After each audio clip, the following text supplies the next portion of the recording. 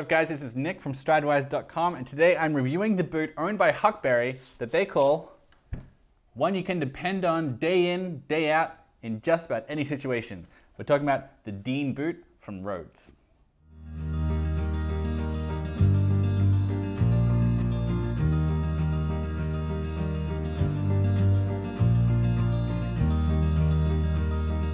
So the Rhodes line of boots is a product of Huckberry, which is an online men's store which the founders, Andy and Rich, envisioned as equal parts store, magazine, and inspiration. So the store is very mensy, you know, and it's got a lot of sort of rugged, sort of old-fashioned, like outdoorsy sort of wear. So you get like stuff like waxed canvas jackets, leather jackets, selvage denim, all those sort of like heritage, mensy, masculine sort of fashion. And they have a magazine there as well, an online magazine, but they have a lot of really good articles, including many that I wish I had written myself on my website, including the boot makers that shaped the Pacific Northwest. That is such a good idea for an article. I don't know why I didn't write it. I'm losing my edge. Anyway, they wanted to make their own boots, right? So they came out with the Rhodes line of boots. This is the Dean boot here. And the idea is that they wanted something that was inexpensive but still rugged. And so they have these wordsmiths that craft this marketing copy on their site, and they gave it to me on this card as well. And this boot is for the ones who don't need to see their name in the lights, the ones who recognize that putting your nose to the grindstone each day is noble, and the ones that finish the job on time and under budget on principle. Blah, blah, blah, blah. Let's take a look at these boots and see what they have to offer. All right, so this boot, in some senses, is fitting right into that trend of combining the work boot and dress boot together. That's like something that a lot of companies are going for. Parkhurst is one, for instance, but this boot is a bit rounder in the toe than Parkhurst, and a lot of other companies that go for that look. So what they're going for is versatility. That's the main goal of this boot, which is also available in a cap toe, by the way, the Dean boot. So they're going for versatility here. And so what you got here is an unusual combination of the last and the leather. Even companies that are going for this sort of like hybrid look, you don't normally see a last and stitching with like this, which is like quite dressy, with this sort of pretty rugged and hard wearing leather. So it's filling an unusual niche that a lot of people are finding really interesting in the market. So we've got some unusually outdoorsy calf skin here, which is designed to age quickly and get a patina very quickly. I've only been wearing these for a few weeks, but it looks like I've had these for a good 6 months, maybe a year, which is exactly what a lot of guys want out of their boots. So I'm definitely not saying that's a downside. The leather, I don't know if I want to say it ages quickly, but it gets old looking quickly is maybe a better way to put it. Otherwise, we've got a Blake Rapid stitch here connecting the upper and the sole, which is not a Goodyear welt, even though it looks like it. And the outsole here is thermoplastic, not Dainite, which it looks like. Those are two important differences I'm going to get into a bit later on, but first of all, let's take a close look at this leather. This boot's available in a pretty remarkable 9 leathers right now. Obviously, you've got your basic black and natural. They've also got nubuck and suede. This is the rust, which is the most popular option for this boot. It's brown, but it definitely gets redder when it's in direct sunlight, that kind of thing. It's not as red as like redder leathers, like the Briar Oil Slick leather from Red Wing or anything. It is brown, it's just like a very rich sort of russet brown. As you can see, the leather creased pretty significantly. I actually wrote to the guys at Rhodes just to double check if this is normal, and they said it was. So this creasing, this almost loose graininess, that's something you might want to expect from the leather, which again is kind of by design, like it's meant to look like rugged easily. So the leather, first of all, it's calf leather, which actually has a bit more tensile strength than steer hide. They told me the leather is between 1.4 and 2 millimeters thick. That's a pretty big range, but I don't think it's big enough because these boots, I measured it at a little bit over 2 millimeters thick, which is a nice thickness, especially for this kind of rugged leather. The leather comes from Portuguese tanneries, specifically from the Marcapel and Cortumas Iberia tanneries, which are in and around Alcanana, which is a traditional home of leather in Portugal, which is like very well known for producing leather for a lot of boots out there. These two tanneries I just mentioned, they source their hides from North and South America in the Marcapel one, and Serbia, Croatia, Bosnia, and the Baltic region for the other tanneries. So I have no clue what continent the cows come from, but I know the way they were tanned. And they're combination tanned. So first it's chrome tanned, then it's further semi-veg tanned. Vegetable tanning is a type that's eco-friendly and time-consuming and makes for very durable kind of leather. Chrome tanning is much faster, it's stretchier, it's more supple, it holds color well, it's terrible for the environment, and it's maybe not quite as long-lasting. So these shoes have both. It's like combination tanning, which is not that uncommon actually Chrome XL is probably the most popular leather for boots in America. It's also combination tan. But relative to Chrome XL, these boots look a lot more like they're veg tanned. By that I mean they're not especially lustrous or flexible. They're a bit more plain looking and tough feeling. Like the leather was pretty stiff when I got it, stiffer than I would expect for something that's also been chrome tanned. I'll talk about that a little bit later on. For taking care of this leather, by the way, they say to just use mink oil or beeswax oil. Personally, they prefer Red Wing's mink oil. In my experience, that darkens the leather a fair bit. So if you're worried about that, like if you're really attached to whatever color you get, I'd recommend something like Neatsfoot oil, Red Wing's leather cream, or Bic Moore's Bic 4, which is a bit cheaper than the other options. All of those are pretty good at preserving the color. All right, this sole, it is pretty dirty. I did tell you I've been wearing these in. I have been wearing these for a few weeks. This outsole is your basic Day-Night copycat. Day-Night is like the preferred flat-studded rubber sole for nice boots. You never see it on shoes at this price point though. At this price point, it's always an imitation. I will say this rubber, relative to Day-Night, it is harder. The upside of that is that it sounds quite nice when you're walking around in it. There's a real nice click-clack kind of horseshoe sound when you're walking around in these. The bad news is the shock absorption is not great. I'll talk about that a bit later on in the cons section, but you can tell it's not Day-Night. It's what they call thermoplastic rubber soles, Shore A70 is what they told me, which are inexpensive, but they're also recyclable, which might be a little upside for you. So there's no cork in the midsole. There is just cork in the heel, what they call talonete de salpa. It's a cork compound that protects the heel nails. The main thing that's going on in the midsole is a layer of Texon with 2 millimeters of EVA foam. The EVA foam helps to insulate this shoe, which is pretty cool. The main purpose, at least in my opinion, the main reason people use EVA foam in their shoes is shock absorption. But relative to like a Thursday boots that also have EVA foam, the shock absorption is not as good in this boot. These boots, I can feel the impact rattling on my knees when I walk around in these. So the shock absorption is like, it's not amazing. There's also a shank in this shoe for stability and arch support. It's fully leather lined as well, the shoe, which is very nice. And despite appearances, this is not a Goodyear welt. As I mentioned, this is a Blake Rapid stitch, which basically combines the properties of a Blake stitch and a Goodyear welt. So this stitch around the outside of the shoe here is called a rapid stitch, which holds the midsole and the outsole together. So it's much less flexible than a regular Blake stitch, but it is more water resistant and it is resolable. So, you know, a lot of people consider it not very different to a Goodyear welt in that regard. Like functionally speaking, you can still resole the shoes.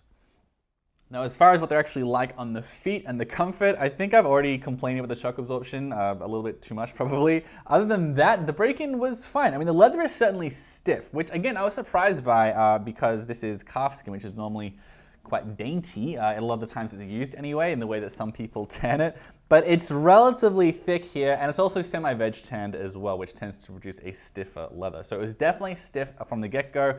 Around the top of my ankles here at the top of the shaft, it did sometimes bite into my leg, or like my ankle, I guess you'd say, lower calf area a little bit more than I would have liked it to. But I'm not really complaining about that because like they're boots and it's like nice stiff leather, that's gonna happen. And the break-in was, again, it wasn't a big deal. I didn't get any blisters.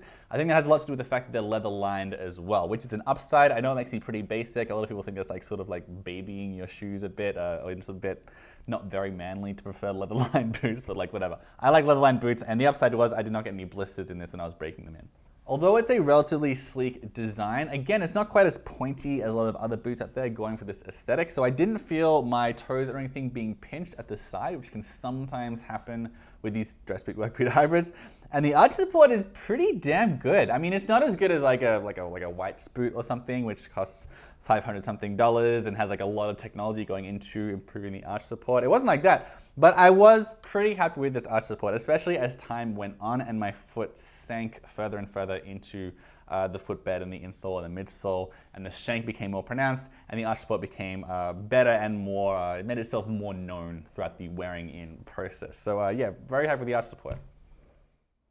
So as far as the price goes, it's probably the most popular thing about these boots is that they are very good value. They cost $220. Now, they're not under $200. I have a video on the best boots for under $200. It's there. It's there. It's up there. Up there somewhere.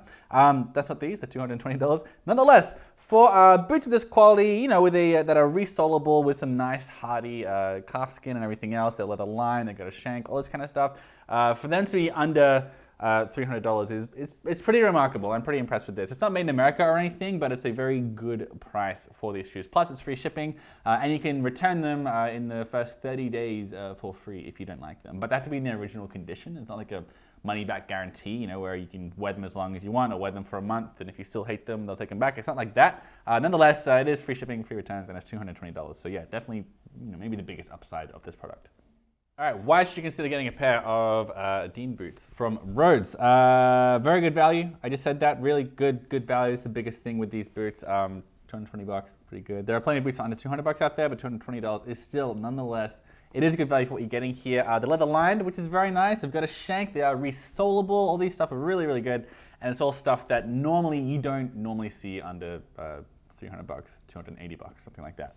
So all that's pretty impressive. The leather as well is pretty nice. Like, again, for your calf skin, normally it's a bit more dainty than this. This is really rugged, hard wearing, and it looks rugged as well. So a lot of guys out there, they'll buy boots explicitly, specifically, so that they can get them to look old and beat up, and they're very impatient to get there, and they're just like waiting for them to develop a patina.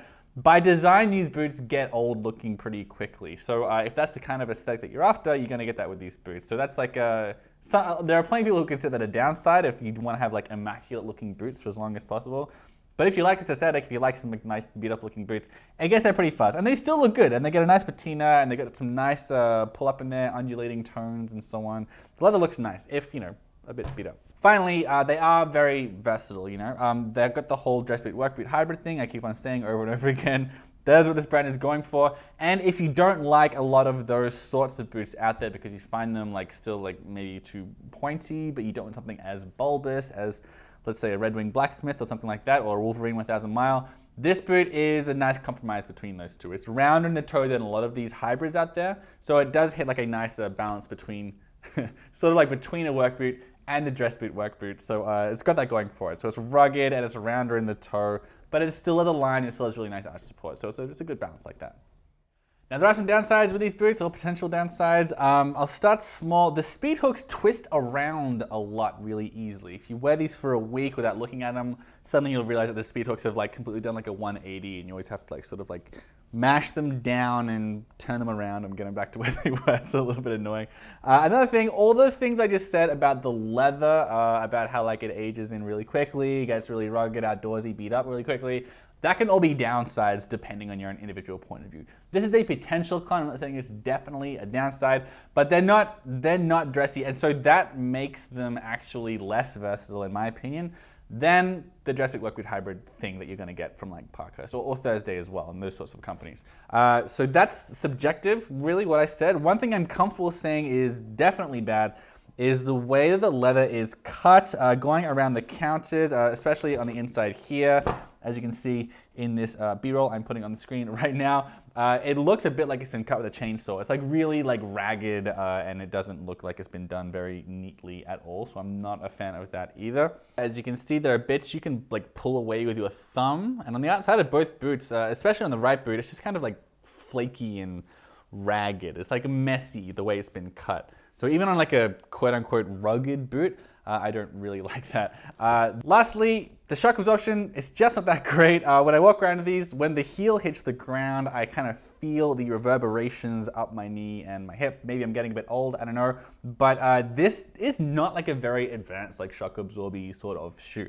Now, when I say that, I need to make it really clear, this is not worse at shock absorption than something like a Red Wing. Like the Red Wing Iron Ranger, for instance, is like basically everyone's favorite heritage boot, like the most popular one out there anyway. Really popular shoe. That's just got like a cork midsole, a leather insole, and I don't think it's too controversial to say that walking around in Red Wing boots like the Iron Ranger feels like walking around on like a hardwood floor. The shock absorption is not very advanced. It's like a firmly old-fashioned sort of boot. So that's fine, and that's fine. I love Red Wing as well. Everyone loves Red Wing. It's not a big deal at all. What I'm saying here is that these shoes, if you go on their website, you'll see that it has like Texon and EVA going on in the sole, and you might think that means it has like really good shock absorption. But like relative to other boots that have EVA foam, like Thursday, for instance, has like really good shock absorption because it has like their own type of EVA foam in there. These shoes, they have EVA foam and Texon, but it doesn't feel like it, in my opinion. I don't think the shock absorption Shock absorption is amazing. That said, they're plenty comfortable. They're really inexpensive. So it's not a massive deal. Just don't expect a high-tech quasi-sneaker sort of feeling walking around in these. They feel more like old-fashioned boots than they might advertise themselves as.